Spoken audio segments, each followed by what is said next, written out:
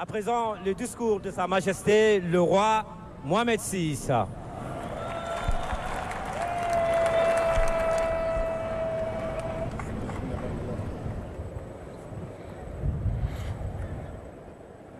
Alhamdulillah, wassalatu wassalamu ala moulana rasulillahi wa alihi wa sahbihi.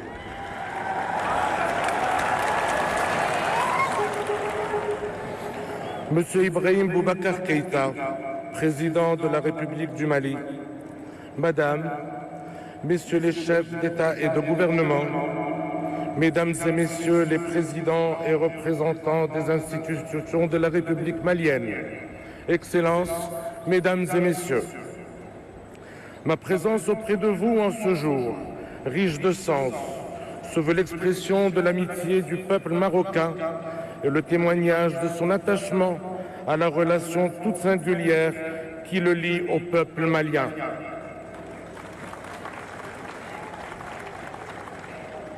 En ce moment solennel, je voudrais renouveler mes vives félicitations au président Ibrahim Boubacar Keïta pour son élection à la magistrature suprême du pays.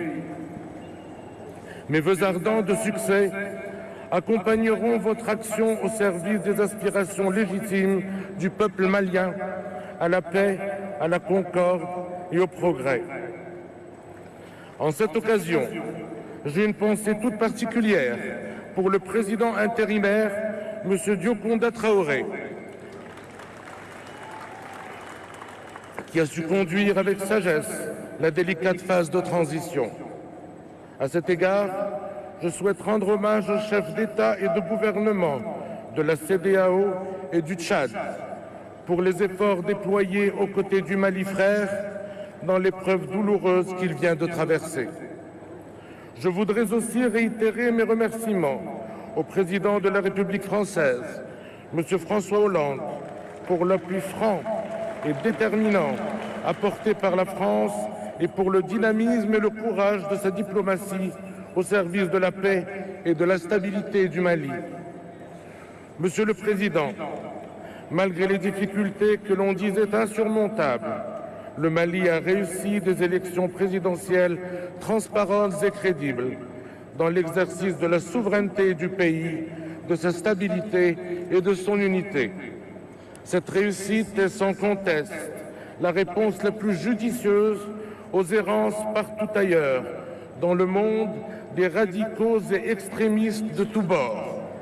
Si nous nous félicitons tous de la victoire collective sur les forces obscurantistes et séparatistes au Mali, nous sommes tous conscients de l'ampleur des défis qui l'attendent dans cette phase nouvelle de réconciliation et de reconstruction nationale. Une réconciliation apaisée entre tous les fils du Mali, ouverte à toutes les sensibilités, la création d'un ministère en charge de la réconciliation nationale et du développement des régions du Nord constitue les prémices mobilisatrices de cette réconciliation. Une reconstruction durable par la consolidation de ces institutions politiques, représentatives et sécuritaires, par la mise à niveau de ses infrastructures de développement et enfin par la restructuration de son champ religieux.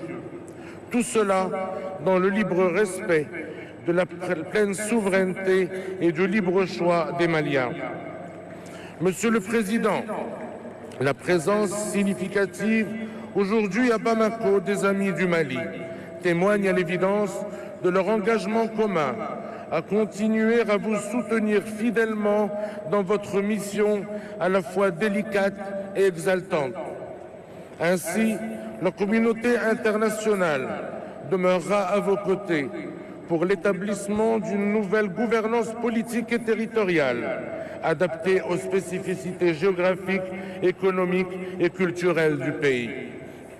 Monsieur le Président, la singularité culturelle du Mali a de tout temps constitué une composante majeure du patrimoine islamique et de l'identité africaine. Toute action coordonnée internationale qui n'accorderait pas l'importance requise à la dimension cultuelle et culturelle serait voué à l'échec.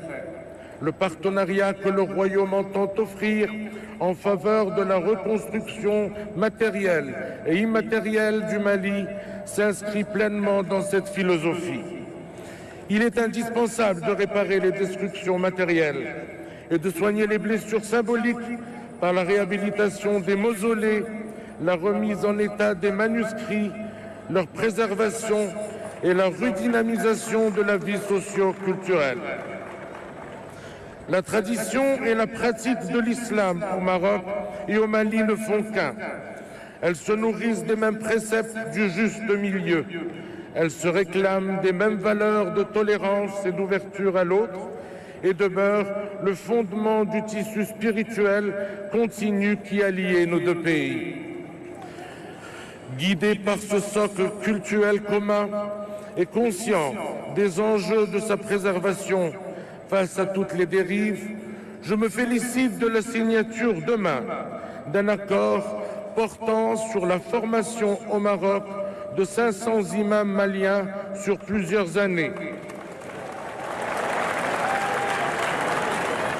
Cette formation est consacrée essentiellement à l'étude du rite malikite et de la doctrine morale qui rejette toute forme d'excommunication.